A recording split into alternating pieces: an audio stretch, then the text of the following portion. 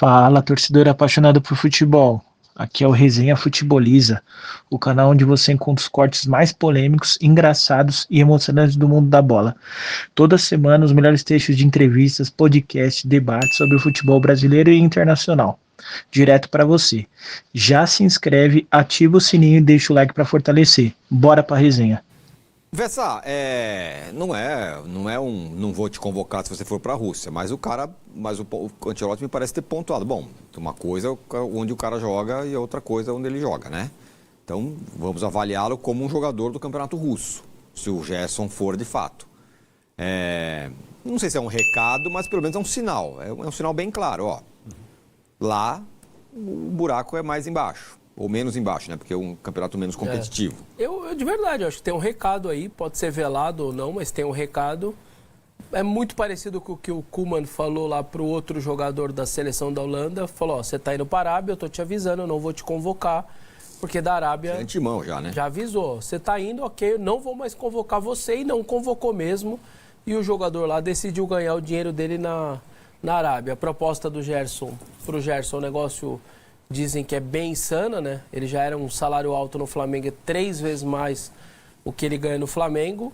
O pai tá mexido, a cabeça, tá meio que pela decisão do Gerson, como a multa baixou para 25 milhões de euros, ficou acessível para o Zenit pagar, que foi uma imposição da renovação, por isso que a torcida do Flamengo tá tão brava com ele, né? Pô, você se impôs na hora de renovar, com uma multa menor, mas ok, você renovou. Aí agora você usufrui dessa multa mais baixa para poder sair. E eu acho que o Gerson, ele tá aí. A decisão tá na vida dele. É triplicar o salário, mais aquele monte de bônus por gols e assistências lá na Rússia. E seleção, idolatria do Flamengo. Tem muita coisa que ele vai ter que deixar de lado, pelo visto. E deve estar na mesa dele. A cabeça dele deve estar um trevo nesse sentido, né? Em aceitar e ter uma condição financeira melhor ou... viver o Flamengo, viver a seleção, que ele tem bola para dar continuidade. Mas para mim tá claro que é um recado ali. Acho difícil quem joga lá, quem tá lá agora lá, Luiz Henrique, Paquetá, Nino. Não, Paquetá não, né? Nino. O Luiz Henrique é talvez o melhor exemplo, né? Eu acho que O Nino também, né? Ele era sumiu. O Nino tinha alguma questão muito a ver com o Diniz, né? Verdade, que era o técnico da seleção que gostava muito dele no Fluminense e tal. Mas, de qualquer forma, era um zagueiro promissor no Brasil, era um dos melhores zagueiros no Brasil. O Luiz Henrique talvez seja a melhor alternativa de comparação. É claro que o Luiz Henrique ele concorre com o Estevão, com o Rafinha, com o Antony, com um monte de jogador ali no... E acho que ao tomar essa decisão, ao ter essa opção, ele fica mais escondido. Para essas situações, ou o cara tem já tem uma presença na seleção indiscutível, nas seleções, ou é mais difícil, sempre foi assim. Então, o Koeman, que desculpe, mas o Cristiano Ronaldo está jogando na Arábia. Ele não vai deixar de jogar, aliás, bem na seleção portuguesa, porque está jogando na Arábia. Mas é o Cristiano Ronaldo. O Messi não vai deixar de ser convocado na seleção argentina, embora jogue na MLS. Agora, vários outros deixaram de ser convocados que estão jogando nos Estados Unidos. Os dois exemplos são extremos. Então, os extremos dos extremos, né? Mas, então, assim, na Arábia, o Kanté e o Benzema não foram mais chamados para a seleção francesa. E assim vai, eu acho que é natural. E talvez seja importante o Ancelotti, falta um ano para a Copa, deixar claro, olha, não é que a gente vai deixar de ver. E tem o agravante que hoje a Rússia está banida do mundo esportivo, né? Então é uma situação que não existe competição entre Liga da UEFA, Copa da UEFA, competição europeia. Já foi muito diferente. A seleção brasileira já, falando em Rússia e Ucrânia, já teve 4, 5 jogadores do Shakhtar Donetsk. Sim. Não é mais essa realidade. Quando dava para conciliar as situações, os contratos quiliardários lá do Shakhtar com as questões esportivas. É uma opção que o Gerson vai ter que fazer. Essa live. Bora começar a falar de seleção brasileira. Eu recebi as estatísticas avançadas que eu gosto de mostrar para vocês só agora às 8h40 da manhã. Então eu dei uma corrida para a gente conseguir ver o que aconteceu de importante. Vamos olhar o ciclo todo, eu acho, né? Mas pelo menos a data inteira, a FIFA. Eu acho que a notícia é boa. No final de tudo, assim, se a gente for olhar os dois jogos, eu acho que a gente sai com notícias boas desses dois jogos. E a principal notícia é, não tomamos gol. O Brasil tomou 16 nas eliminatórias, nas outras gestões, no Ancelotti, nenhum. Então, acho que quando a gente olha para a defesa, é o que aconteceu de melhor. Gostei muito do Alex zagueiro, muito dele. Achei que ele foi muito firme, uma estreia muito sólida. O Marquinhos também muito bem na dupla com ele, eles acertaram praticamente tudo que eles tentaram.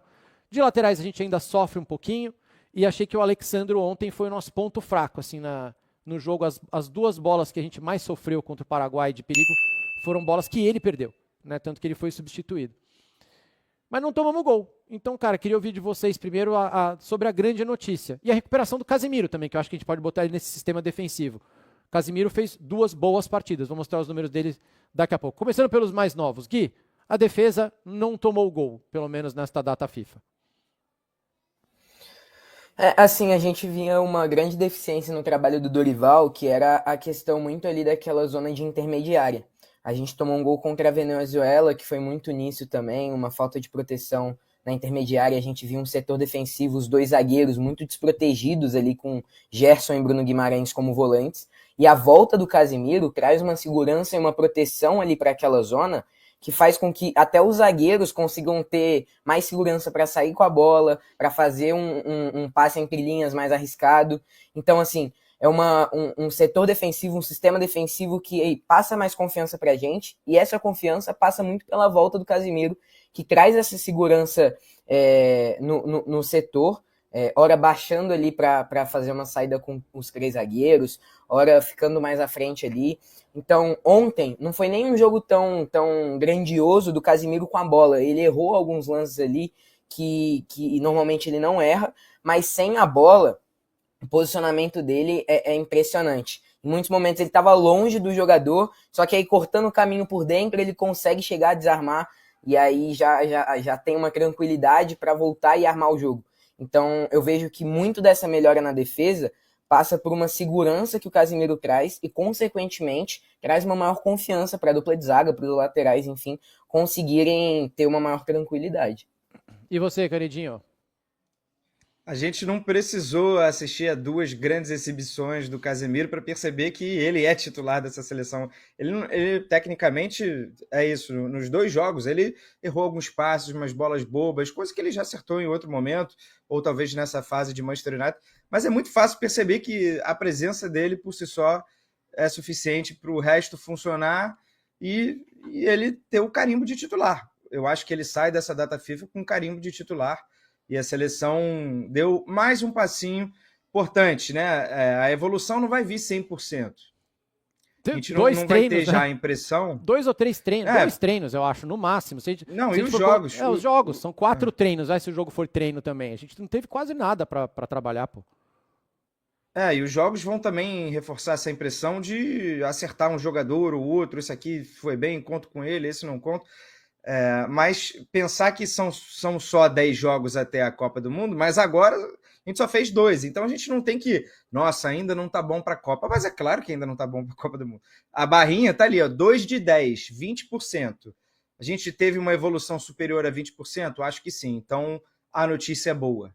Acho que a gente sai dessa data FIFA com uma esperança um pouquinho maior. Eu acho que é por aí, e o Casemiro faz parte disso, logicamente. Lá no final dessa live eu vou comentar com vocês que a gente terminou o jogo com 4 zagueiros, que é um sonho antigo deste youtuber aqui, certo? Que eu vivo falando para vocês que eu achava que a gente devia abrir mão dos laterais. Mas antes de chegar lá no final do jogo, porque foram lá nas substituições, os laterais, como eu falei, o Alex eu achei Alexandro mal, achei que ele foi o nosso ponto fraco ontem. E o Wanderson, ele foi bem defensivamente no primeiro jogo, e 0 no ataque, mas muito por opção do Ancelotti, certo? Ele não atacava, a gente tinha até a posição média que a gente mostrou aqui dos nossos zagueiros completamente postados e nossos laterais também. Deixa eu colocar a posição média do jogo passado, é o azul, né? Você vê que os zagueiros estavam totalmente atrás da linha, a gente só ficou com o Vinícius com o 10 lá na frente. Nesse jogo de agora, contra o Paraguai, você já vê que os nossos laterais andaram um pouquinho para frente. Quer dizer, camisa 13, né? Para facilitar também. É o 13, né? isso. Camisa 13. É o 13. Ali mais aberto na direita, ele já andou um pouquinho para frente, mas eu achei que assim, defensivamente ele foi bem, não é o lateral ideal que a gente está acostumado na seleção brasileira, a gente vem de laterais direitos e esquerdos muito, muito bons, certo? A gente vem de Roberto Carlos, Marcelo, a gente vem de mais, Cafu. mais atrás. Pô, Mas é assim, que o Marcelo na seleção também nunca chegou a se firmar. mas a gente sabia A que eram ponto jogadores de... muito superiores, né, cara? Assim, Sim. tecnicamente muito bons, né? Caras que jogavam em times muito grandes. A gente vem mal acostumado de lateral. A gente começou a ter uma secura de lateral e uma insistência na posição pela posição, não pelo jogador. Por isso que eu achava que devia abrir mão. Mas achei que o Wanderson pelo menos foi bem ontem. Também é uma notícia, não é uma coisa assim extraordinária, mas foi melhor. O que você achou do Wanderson, Gui? Bom, o Wanderson é um lateral que eu falo dele tem um tempo, que eu gosto muito, não é um cara extraordinário, não é um jogador que vai pegar a bola ali na lateral, vai fazer uma inversão maravilhosa, vai vir por dentro e construir de uma maneira impressionante. Não, ele é um cara que apoia muito bem, tem uma impulsão, uma explosão muito interessante e defende. Na última temporada pelo Mônaco, ele evoluiu muito nessa parte defensiva, tanto que foi um dos melhores laterais da França disparado. Só que a seleção brasileira, como você bem disse, é uma posição que deixou a gente mal acostumado. Eu não cheguei a ver Cafu e tal, mas eu cheguei a ver o Marcelo e tal, e assim, a qualidade destoa muito. Só que a gente tem que entender, é importante hoje, muitas equipes não têm em todas as posições jogadores de alto nível. A França tem o Rabiot e o Fofana de volantes, que não são jogadores impressionantes, mas que fazem a função ali, que dão uma estrutura legal para o time. Então a gente precisa de laterais, não que deem show, mas sim que mantenham uma solidez, deem uma segurança, e o Wanderson conseguiu fazer isso defensivamente na partida contra o Equador, e conseguiu fazer na partida contra o Paraguai ontem, isso mais no geral. Participou um pouco mais do jogo ofensivo, defensivamente, como você bem disse, foi mais sólido. E um detalhe dos laterais que eu achei bem interessante, que como você mostrou aí no mapinha, no jogo contra o Equador, eles estavam mais compactos, eles não estavam subindo tanto, e eles, como você vê aí, eles estavam mais centralizados, estavam mais pro meio de campo. Nesse jogo contra o Paraguai, até para abrir mais o bloco do Paraguai, que estava muito fechado, o Wanderson abriu bastante. Em muitos momentos ele estava colado na linha lateral para tentar abrir esse bloco do Paraguai. O Alexandre descia mais para construir, num trio ali com os zagueiros, mas também em alguns momentos, quando o Casimiro baixava para construir, ele dava essa amplitude também.